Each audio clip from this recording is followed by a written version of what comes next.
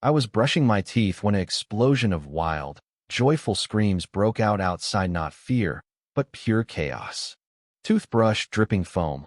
I rushed to the window and nearly choked. A massive inflatable slip-in slide stretched from Karen's yard, cut through our shared fence, and sprawled across my lawn like an invading force. Kids zoomed down in a riot of colors, water spraying everywhere. What made my toothbrush clatter into the sink was my green garden hose, snaking from my spigot, fueling their soggy spectacle. My water. My property. My skyrocketing bill. At the slide's peak stood Karen, HOA president, in a floppy hat and oversized sunglasses, smirking like she'd been crowned summer's queen. She waved at me, casual as if borrowing a cup of sugar. I shot her a glare that could have melted steel. The battle was on. By the time I stormed outside, the kids were too caught up in their fun to notice the steam practically hissing from my ears. I marched to the spigot and cranked the valve shut. The slide sagged, water slowing to a trickle, and a wave of disappointed groans rolled through the crowd. Karen strutted over in sandals, arms crossed like she owned the cul-de-sac. "What do you think you're doing, Mike?" she snapped. I gaped, pointing at the hose. "That's my water. You're bleeding my meter dry." She tilted her head with a Zen master smile. "Oh, come on. You left it unlocked. It's just a little summer fun for the kids. Community spirit." I blinked, fury rising. "No one asked me. This is my property." She smirked. "Your hose crosses the property line. That makes it fair game." I stared, dumbfounded by her warped logic. "So, if I park my car in your driveway, it's mine?" She sniffed. "Don't be so dramatic. It's not like you're broke." That stung. She didn't know, or maybe didn't care, that I'd been pinching pennies since a layoff and a stack of medical bills. I turned and stormed inside. One glance at my water meter's digital readout nearly floored me. Usage had spiked a day's worth burned in hours.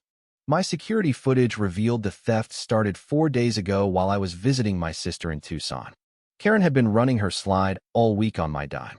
The video even caught her landscaper sneaking a hose splitter onto my spigot, hiding it behind a potted fern. I grabbed screenshots, compiled the clips, and marched to the HOA office the next morning. But Karen was one step ahead, spinning a tale that I'd donated my water for a neighborhood bonding event. At the board meeting, she sipped kombucha, giggling with cronies like they were at a spa. When I showed my footage, she didn't flinch. "Oh, that's old. Or maybe it's edited. You know how glitchy those cameras are." I expected backup, but board chair misses. Larson leaned back. "Mike, it's summer. Kids are having fun. Let's not make a federal case out of it." I left, stunned and mocked.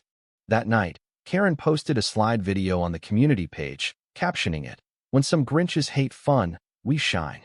Neighbors liked it. One commented, "Thanks for the water, Mike." The next day, I locked the spigot.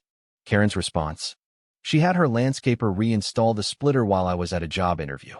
I came home to a full-blown party music blaring, kids shrieking, my lawn a swamp. Brown patches scarred the grass, my roses drowned. I snapped photos of the boosted pump she'd added. "Take it down, or I'm calling the cops," I growled. She rolled her eyes. "Mike, don't be that guy." I recorded her, unfazed. The police shrugged it off, civil matter, not criminal. HOA lines were too murky. So, I called my friend Jake, a farmer who deals with septic systems and irrigation. When I told him about Karen, he cackled. "Just cleaned a well tank, thickest sludge you've ever seen." A wicked, perfect plan sparked. I left his place with a strategy to give Karen the summer bash she deserved, one she'd never lived down. For 2 days, I worked in secret. Karen, thinking she'd won, amped up her slide extravaganza, adding pool floats and inviting half the county, all on my water. But she didn't know I'd rigged the hose with an inner pipe, threaded to a pump hidden in my shed, linked to a tank of Jake's foulest well sludge, sealed behind a tool wall, primed to flow. I tested it at midnight, ensuring the Bluetooth trigger swapped water for sludge instantly. It was thick, rancid, but slidable. I didn't want any old event, I wanted her biggest yet. Friday, she stuffed mailboxes with flyers. HOA Summer Splash Spectacular. Biggest slide ever. Free fun. My water. My lawn. No permission. A note read, "Thanks, Mike, for being a team player." I stared, marveling at her gall, but I wasn't mad anymore. I was a coiled spring. Saturday dawned bright. By 9 a.m., Karen's crew transformed my lawn into a carnival. Tents rose, a snow cone machine hummed, tables groaned with snacks. Kids swarmed in swimsuits, neighbors lounged under umbrellas.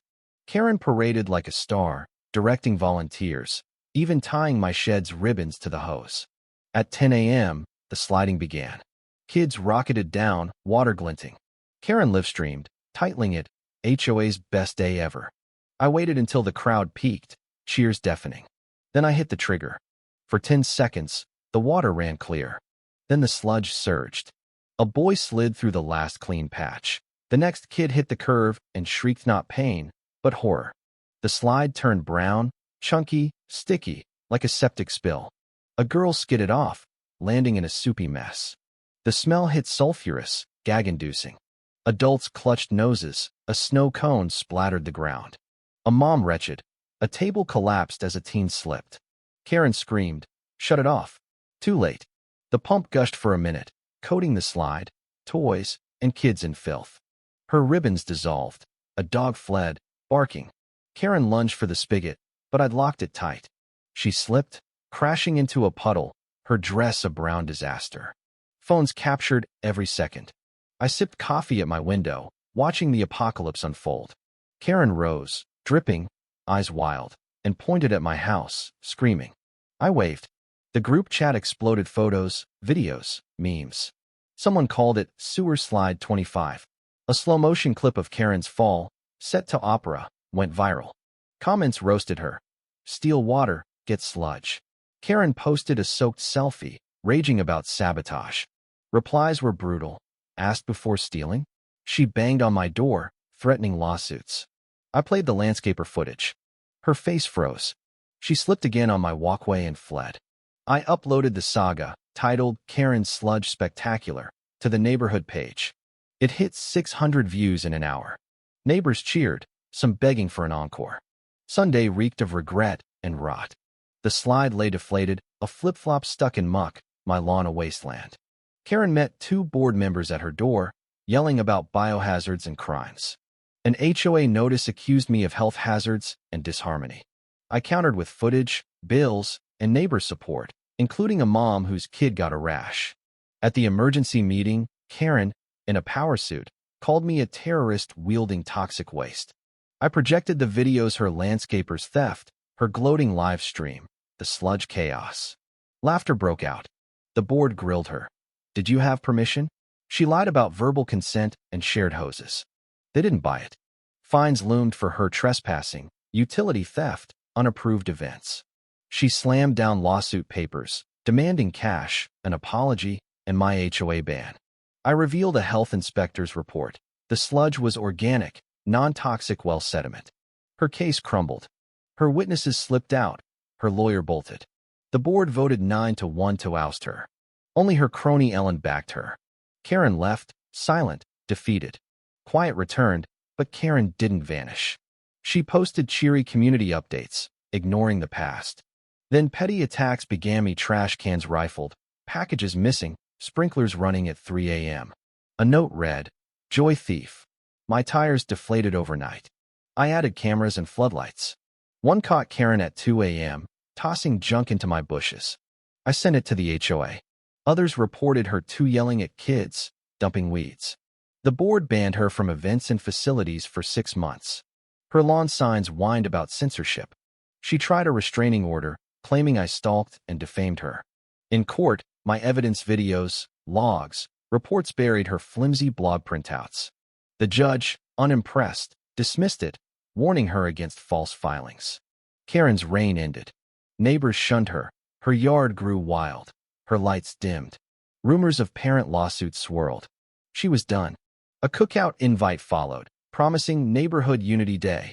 I grilled, keeping my hose coiled with a sign, "Mike's water, sludge-free." Laughter bonded us. Karen appeared, left cookies, and vanished. No speech, no scene. The event buzzed with freedom. Kids tossed water balloons. Music played. A dad's bad dance went viral.